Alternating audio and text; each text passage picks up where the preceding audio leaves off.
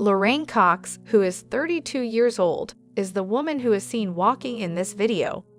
She spent the day in a pub with friends in Exeter after the pubs and clubs in England had just recently reopened following the protracted lockdown, and she is obviously drunk. When Lorraine and one of her best friends became separated just before closing time, she chose to walk to her dad's house, which was only a short distance away. Lorraine was meant to spend the night at one of her closest friends' houses. Lorraine is being followed, although she is unaware of it. She has been being followed by this man for more than a mile, and he is going to catch up to her. If he does, what would happen is nothing short of horrifying. Shortly after this encounter, Lorraine would go missing, and 9 days later, her dismembered body would turn up in various Exeter dumps. The murderer had attempted to cover up his shocking crime in a number of ways, but thanks to the extensive network of CCTV cameras in England and the investigators' tenacious efforts, they were able to identify the perpetrator, and the chilling and sickening motive behind this heinous act came to light. This is Lorraine Cox's gruesome true crime tale. A kind-hearted and giving young woman from Devon in the UK, Lorraine Cox, she relocated to Scotland in 2020 to live with her fiancé amid the harsh shutdown, since she is known for being jovial and kind. Lorraine made the decision to return to Exeter in August 2020 after going through some challenging times and missing the comfort of her friends and family there. On August 31st, Lorraine was eager to reunite with several friends after nearly a year apart. She had been back home in Exeter for about 2 weeks. After the lockdown, bars and pubs in England reopened, so they made the decision to meet there. The afternoon was full of conversation, laughter, and drinks shared with friends who undoubtedly had many interesting tales to tell. Time seemed to fly by as the talk continued and the happiness of reconnecting took over, and then it was suddenly 1:30 a.m. and the pub was about to close. Prior to closing time, Lorraine had planned to spend the night at one of her friends' houses, but for some reason, they split up. Concerned about Lorraine traveling the 2 miles alone at night to her father's home in Beaconheath, another acquaintance graciously volunteered to order a taxi for her. Lorraine, on the other hand, said she was well and chose to proceed by walking. She said her goodbyes to her friends without realizing it would be their last time together and that they would never meet again. Through text messages, Lorraine kept in touch with her friends and family over the following few days, but they couldn't help but feel something wasn't right. When they tried to call her, she avoided picking up the phone and instead opted to reply to them through texting, which was unusual and out of character for her. They began to inquire more frequently as their worry mounted, but Lorraine grew more evasive. Then, almost out of nowhere, Lorraine updated her location on Facebook and claimed to have moved to Plymouth in a message to her closest family and friends. Her loved ones were convinced that something was really wrong as a result of this sudden announcement, which only raised their suspicions and confusion. Lorraine's dad visited her residence to make sure everything was well. When he arrived, Lorraine was nowhere to be seen, but he did see something that worried him greatly. There were still all of Lorraine's medications. She was a type 1 diabetic, and it was concerning that she hadn't brought her insulin medicine with her. On September 3, 2020, Lorraine's father went to file a missing persons report since he was now certain that foul activity was involved. The moment Lorraine returned home, the police opened an inquiry and went to question her companions. Upon discovering Lorraine had gone home at 1:30 in the morning, it didn't take them long to recognize Lorraine when they turned to the CCTV tape to try and retrace her steps. Soon after 2 in the morning, Lorraine is seen ambling down Exeter High Street, seeming unconcerned and at ease. Police, however, immediately observed a male walking by himself not far behind her. It becomes clear that he is lagging Lorraine, and he continues to do so for more than a mile. As she makes her way to her father's home in Beaconheath, Lorraine, who is still ignorant that the man is following her, strolls along nonchalantly with her hands in her pockets. The police keep a close eye on the man as he approaches Lorraine, while they continue to speculate about his motivations. At some point, Lorraine notices the man standing behind her and turns to face him. Uncertain of what they say to one another, Lorraine chooses to cross the street. She is still being followed across the street by the man, and shortly after that, it appears that they have started talking. As they appear to be walking away from where they came from, the two are seen strolling closely together, and the man even puts his arm around Lorraine's shoulder. Although it's still unclear if Lorraine is choosing to walk with him or if she's being forced, it is clear that she is shaky. The trail becomes untraceable as Lorraine and the unidentified man are seen heading along the high street before turning down a side street. The police are aware that the individual seen in the clip is essential to cracking the case, because no other cameras caught Lorraine's movements subsequently. Police started a full-scale quest to find the unidentified man in the video, and it quickly brought them to a home located above a kebab restaurant off the main drag.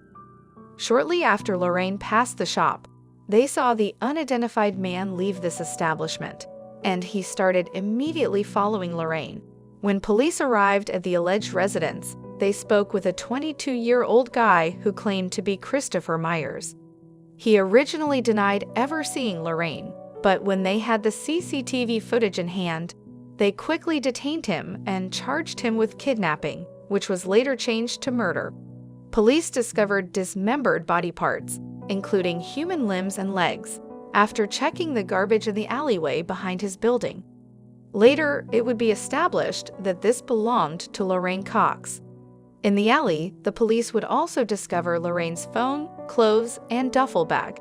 In addition to her asylum card, Lorraine's bank card and driver's license were discovered in the suspect's kitchen.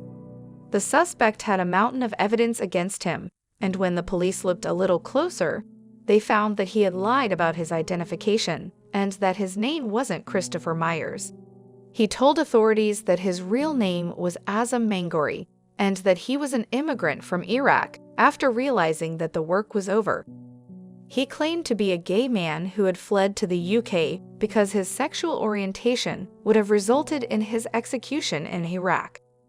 He submitted an application for asylum in 2018 but was turned down, so he traveled to the UK illegally and landed in the back of a truck. Azam Mangori told the police that he had run into Lorraine on the aforementioned night while strolling down Exeter's High Street. He invited her back to his house with the promise of drugs and drinks when they got to talking. The two returned to his apartment after he reported that Lorraine had enthusiastically consented. He then provided the police with a recording of him and Lorraine in the alleyway, where they looked to be having consensual sex, before claiming that he and Lorraine had consensual sex there before they arrived at the apartment. He claimed that he made the recording in order to defend himself in the event that he was later the target of allegations. Azam then told the police that once they got back to his apartment, he and Lorraine proceeded to drink and listen to music before engaging in some more intercourse. The two of them started smoking a black substance that Lorraine had pulled out of a foil bag at some point during the evening. He had no idea what the material was, but as soon as it hit him, he felt faint and nauseous, so he laid down on the bed and passed out.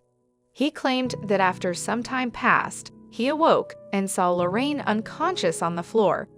He also claimed that at that point, he realized she was not breathing. When Azam checked her pulse and attempted to give CPR, he reportedly panicked and started having hallucinations in which he saw spiders coming out of her lips. He grabbed a t-shirt and put it in her mouth, trying to stop the spiders from emerging because he was so terrified and perplexed. He claimed that after that, he went unconscious and prayed that it had all been a horrible dream. The next morning, Azam claimed, the harsh truth set in, and his life began to resemble a nightmare. He was overcome by shame and anxiety, which rendered him indecisive. He was compelled to call the police and confess, but he refrained out of fear of being accused of murder. After that, he experienced a bizarre mental change and became disoriented. He found it difficult to tell what was genuine from what was an illusion as the distinction between the two grew hazy. He started having terrifying hallucinations while clinging to the hope that Lorraine would suddenly awaken. He claimed that even while the body was being brutally dismembered, his mind wandered and he was unaware of what was happening. He claimed that, in his thoughts, he was slicing up wet tobacco while fully oblivious to his surroundings. Although Azam Mangori's account of what happened was peculiar, authorities were able to point out its flaws quickly, and the available evidence began to refute it. Although toxicology tests revealed no evidence of drug use in Lorraine's system, Azam claimed that he and Lorraine had taken an odd substance at his apartment. He also claimed that following the murder, he had entered a state of terror, yet his behavior seemed unexpected. His movements, though, seemed extremely deliberate and composed. Azam was seen on Azam's building's CCTV tape throwing away Lorraine's possessions in the alleyway, despite his apparent calmness. In another piece of CCTV footage, we can see Azam walking through the city with a sizable rucksack as he makes his way to the location where the remaining body parts will be disposed of. Despite carrying a dead body in his bag, Azam appears to be acting fairly coolly and deliberately in this video. Azam added that he mistakenly believed he was breaking up wet tobacco while dismembering the body. However, an examination of his phone showed that he had looked up a number of amputation videos, and even looked up instructions on how to dig a grave by hand in the days preceding the murder. The courts would eventually learn that Azam even erased a tattoo that Lorraine had on her back, neatly cutting off her limbs at the joints, showing his meticulous preparation and making it more difficult to identify her body. Azam also uploaded recordings of himself smoking a hookah pipe and listening to music while Lorraine lay dead just beyond the camera's vision, which he forwarded to his buddies shortly after the murder. He was also seen buying items for disposing of her body, such as bin bags, tape, a suitcase, and an air purifier, in stores in the days after the murder. This did not appear to be the behavior of a man experiencing an unusual mental condition. Azam Mangori proceeded to give his version of events as the trial went on, pleading not guilty to murder but confessing to improperly disposing of Lorraine's body. The state, on the other hand, made a strong argument and painted a different and unsettling picture of what happened that night. The prosecution presented a gruesome account of Azam Mangori as a cold-blooded murderer during the trial. They disclosed that on August 31st, Azam had made contact with an escort service before becoming lost in the city's center, where he came across Lorraine, who was obviously inebriated and exposed. Lorraine agreed to accompany him home, although it was obvious that she was having problems walking. The prosecution claimed that Azam's horrific murder fantasies were his underlying motivation. They thought he killed her, probably by choking or smothering her with her own t-shirt, then callously dismembered her body and meticulously thought out where to dispose of the pieces. Azam Mangori was ultimately convicted of murder and given a minimum sentence of 20 years in jail before being eligible for parole. The judge criticized Azam's behavior throughout the sentencing, noting that he had taken the life of a smart, lively young woman who had her entire life ahead of her.